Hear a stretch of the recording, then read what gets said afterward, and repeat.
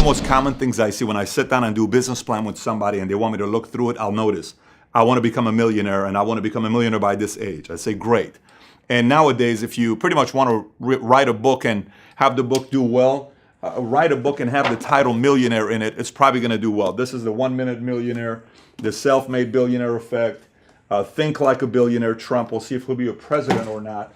Secrets of the Millionaire Mind, Secret Millionaire Club. I mean, I have so many I can go through. There are so many books on how to become a millionaire. Everybody wants to become a millionaire. And I think a lot of times, just like in sports, think about in sports, we admire Michael Jordan.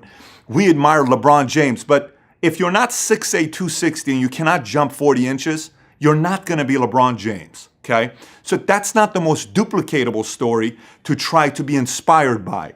We can respect and we can admire them, but it's not something we can be, and that can be intimidating sometimes. So a lot of you guys I'll see people like myself, even back in the days, you'll see somebody like an Elon Musk, or you'll see somebody like a Mark Zuckerberg, and you say, I can never be like Zuckerberg, I can never think like Elon Musk. Well, they're an anomaly. What I'm talking about is something you can be. Stephen Curry is only 6 feet tall, couple inches, 170 pounds. He doesn't do 360 dunks, but he practiced. The formula I'm going to cover is more a duplicatable way of becoming a Stephen Curry or a Sam Walton, CEO of Walmart, or something that's duplicatable. That's what I'm going to cover with you here today. Okay, so let's get through it. What it really takes to become a millionaire. I call it the 2, 5, 10, 20, 30, 40 rule. Let me explain. This is your timeline. You got to know your timeline. The one thing about becoming an entrepreneur, know that the first 2 years is survival mode. If anything that can go wrong, it's probably going to go wrong in the first 2 years of being a business. And you're going to experience all of it, and you need to experience all of it. That's the first 2 years in business. Within 5 years, if you follow the formula that I talk about, you have a shot at getting to $250,000 to $500,000 your income within 5 years. Within 10 years, you ought to be at $1 million your income. If you cover the formula I'm talking about, you'll be at $1 million your income. Then 20 years is 10 million, 30 years, 100 million, 40 years, $1 billion. But the formula is a formula that's duplicatable to everybody. So let's start off with the formula. You need 4 elements to be in your favor. Sometimes I'll hear a lot of people when you do an interview with a millionaire or a billionaire. I interviewed with Mark Cuban, and he talks about how hard he works Monday through Friday and Saturday and Sunday. He's going through this, going through that. Hey, what does it take to become wealthy? And you hear a lot of people say, you got to work hard. Well, what does that really mean? You got to work hard, because sometimes I visit entrepreneurs' offices and they're at the office purely on Facebook all day long, but they're at their office for 12 hours. That's not working hard. That's just being at the office. I'm talking pure work, meaning if you're in sales, you're either answering the phones, you're either in the field door knocking or meeting with people, or you're having people sitting in front of you, or you're at a kitchen table selling something, but you're constantly playing offense. It's not a lag time. So let's talk about work ethic. You got 3 levels. Level number 1 is a part-timer. If you work 40 hours a week as an entrepreneur, to me, you're a part-timer. I know in the full-time world, in the job world, if you work 9 to 5, you're a full-timer. But as an entrepreneur, 40 hours a week, you're not giving yourself a chance to make it. Level number 2 to me is a full-timer. A full-timer as an entrepreneur is somebody that works 60 hours a week. That to me is a full-timer. Now, level 3, I call it the all-the-timer. All-the-timer is 80 hours a week. And I know a lot of times people may even turn off the video right now because you may be saying, 80, is he out of his mind? Is he crazy? He must be nuts. This isn't a video for everybody to watch. This is if you want to know what it takes to become a millionaire and a decamillionaire. You know, those days of just coming out with Snapchat and Instagram and you becoming a billionaire overnight, those are anomalies. That's not duplicatable. If you only strive for that, you may be another person that's 60 years trying to get something to come out and be sold for a couple $1 billion. This is a duplicatable system that I'm talking about. Now, on the work ethic side, let me explain on the work ethic side. I'll have people that'll say, I worked 80 hours last week. You have no idea how hard I worked last week. That's good.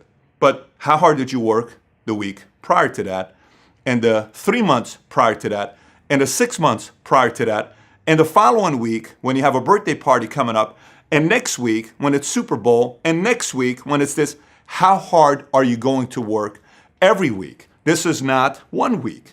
Everyone has 1 week to brag about. This is every single week.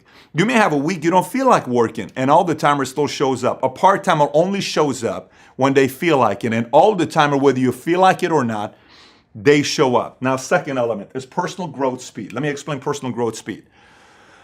If you're only working, and you're going into like the whole rat race, if you're just working, and your identity isn't growing, nothing changes. There isn't an ability to scale your income to get to a millionaire. If you're working, figuring out, solving, learning, growing, then you're constantly going to new heights. So here's how it works. Level one, if you average 24 books a year, 2 books a month that you're feeding your mind, that's a part-timer. If you average 4 books a month, that's a full-timer. Average CEO reads 56 books per year. If you read an all-the-timer, if you read 8 books a month, 100 a year, to me, you're an all-the-timer. You're constantly feeding your mind.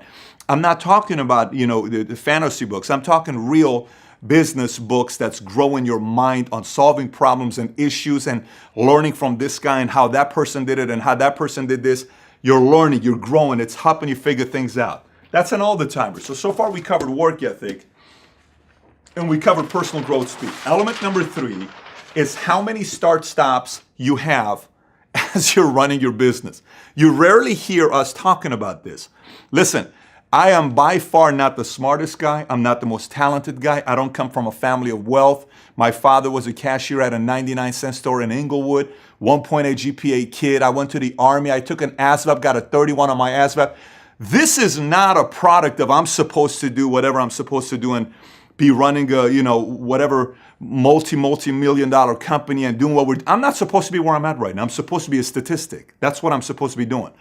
But I watch a lot of my competitors who are sharper than me, degrees, better family, better market, better upbringing. They knew how to play golf very well from a young age so they could go and network with other people and their score was very good.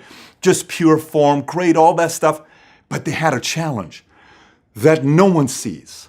You don't see it. You don't visualize. This is something nobody ever sees. And it start-stops. Let me explain what this is. A part-timer typically has 2 to 4 distractions per year, setbacks per year. Let me explain what this means. This may sound a little cold, and some people may say, well, Pat, that's absolutely cold. You can't think like that. A part-timer has 2 to 4 distractions per year. It could be a bankruptcy sets them back for 2 months. It could be a breakup. To recover from a breakup takes them 6 months. It could be a loss of a loved one, a relationship didn't work out, something that happens to them. They are devastated for way too long. That's a part-timer. 2 to 4 setbacks per year. A full-timer to me is 1 distraction per year. So they'll have business, everything's going right, and boom, something happens, they're gone for 6 weeks. Now they have to go and start the momentum all over again because they don't know how to handle distractions. They're not good at managing distractions very well. They give too much attention to distractions and they have way too many setbacks. They're not able to experience the whole thing. Number 3 is an all-the-timer. All-the-timer to me is somebody that experiences one major setback every 5 to 10 years. No one is perfect. Everyone's going to experience some setbacks. Divorce, health, family, things are going to happen. For some, it may be a divorce. For some, it may be something else. For some, it may be a financial thing. For some, it may be a family thing.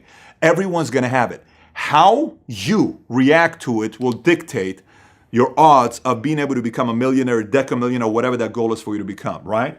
So that's how many start-stops you have. Now, number 4 to me is number of industries. A part-timer changes industries as quickly as an 18-year-old changes boyfriends and girlfriends. It's just a new industry again, a new industry again, a new industry again. So you're talking about a part-timer changes new industry every 2 to 4 years. Real estate didn't work, I'm gonna go do this. This didn't work, I'm gonna go do that. That didn't work, I'm gonna go do this. A full-timer changes industries every 5 to 10 years. Oh, this is too boring to me. I'm gonna go to another industry. And then they'll stay focused for 10 years. They'll get to a certain level and then boom, they go again. And then they never, ever really fully understand what their capacity is if they stick around. The all-the-timer, 20 to 40 years, one industry. Let me explain. Jeff Bezos is one industry, okay? Berkshire Hathaway, they went into one industry. And those guys started with an all-the-timer mentality. Their companies right now, Berkshire Hathaway, worth about $326 billion. Their annual shareholder meetings happening on April 30th. 40 to 50,000 people show up in, I think it's Omaha, somewhere there. It's the most ridiculous center. Everybody, you see it, go look up the picture on what it looks like. They show up And they never got into technology. They stuck to their philosophy. They stuck to insurance. Everybody called them boring. Everybody called them all this type of stuff. Charlie Munger's worth $1 billion to $2 billion, and Warren Buffett's worth $40 to $70 billion, depending on what day and what time of the year you watch this video. Why? One industry, they stuck to it. It doesn't matter, it's what industry. Now, some people will also say, well, I feel like I have to start a company to have a shot at becoming a millionaire. I have to. You have to be an entrepreneur. You have to be an entrepreneur. That is definite. You need to be an entrepreneur. But an entrepreneur may also be somebody that gets with the company and increases value of themselves, and eventually they become an executive, a voice, a president, a CEO, whoever it is. I mean, Steve Ballmer, a great example. The Microsoft gets started in '76. He gets started with Microsoft in 1980. He increases value by what he brings to the table with Bill Gates and Microsoft. Eventually, he's worth $22 billion, owns the Clippers. He had a blast. He ends up becoming a CEO after Bill Gates. And he was not the founder of Microsoft, but he was somebody that positioned himself well, worked very hard. He was an all-the-timer. He was a value guy, chose one industry. He read the books to find that he was a great student. He didn't have a lot of distractions. He kept on showed up to work. That's what ends up happening for him to become who he is today. So now, what conditions, what intangibles need to be on your side? I wrote all this stuff on this because somebody might say, well, what if you do all that stuff? Can it still go wrong? Yeah, of course it could. Let me explain what things. If it's only a want for you to become a millionaire and it's not a must, kiss it goodbye. Ain't gonna happen. Nobody becomes a millionaire by wanting to become a millionaire. Everybody wants to become a millionaire. To a few, it's a must. If it's a must, you'll do it. Next, focus and intangible. How focused do you stay? Ambition, desire cannot be taught. No video in the world is gonna give you ambition and desire. The only thing that's gonna give you ambition and desire is you. You're right here, right here. Do you have it? Do you truly want this to become a reality? Positioning, equity. Do you position yourself in a company that you can eventually own a piece of it? Are you in a place that you can increase value and own a piece of the company? Marriage, who you pick as a partner is very important. How you pick that. It may not work out the first time, second time, but you got to be good on how you pick them. It's got to be clear on how you do that. This is going to play a very big role. Do you have a chip on your shoulder? You know, if you grew up in a perfect family, everything was good, and you don't have to pursue, prove anybody else. You're just okay. You had a great life. I didn't have any problems growing up. There's no chip. I don't have a chip. So what's the purpose of doing this? You may not have a chip to want to do it. It may not be that important to you. Jordan had a chip. Bezos had a chip. Steve Jobs had a chip. These guys have a chip. Is there a chip on your shoulder? Enemy. Who is your enemy? Who are you trying to compete against? Is it somebody you want to prove right or prove wrong? Maybe your mom or dad sacrificed so much you want to prove right that the decision they made was right. Maybe mom and dad don't believe in you. Maybe a relative doesn't believe in you. Maybe an ex-wife, ex-husband, ex-boyfriend, ex-girlfriend doesn't believe in you. Do you have to prove to somebody? Maybe you yourself, the man in the mirror, the woman in the mirror, you got to prove that person right or wrong. Are you going to do that? Is that important? Risk is a big part of it. Value. Do you increase your value wherever you're working at? Your decision-making process. This has got to be one of the best. Friends, association. Do you constantly revert back to friends and associations that teach you the bad habits, that gets you to work backwards? Are you pretty focused? Do you constantly revert back to bad habits? Do you do that? Luck and timing. That's also part of it. Positioning, timing is a part of it. But look, in reality of it, everything I covered with you, somebody may watch this and say, 80 hours a week? I'm already tired watching this video. This video may not have a lot of views because somebody may watch this video and say, 80 hours? I don't want to watch any more of it. That's totally fine. But if you're still watching it and you're saying, man, I want to be an all-the-timer, you got to be a little bit crazy. You got to be a little bit of a maniac. Some people are going to call you a lot of different things, and you got to be okay with it. So my challenge to you would be this. Success, to me, is not a part-time thing, is not a full-time thing. It is an all-the-time thing. In any industry, athlete, business, entrepreneurship, doesn't matter. You gotta be an all-the-timer. If you're not an all-the-timer, you maybe become a fan. There's a lot of people that are fans of Elon Musk. There's a lot of fans of Steve Jobs. There's a lot of fans of Jeff Bezos. There's a lot of fans of Stephen Curry. There's a lot of fans. You can become a fan or you can become a player, but you can't do both, part-time or full-time. You gotta be all-the-timer. So my message to you, if you got any questions about this, comment on the bottom. Take care.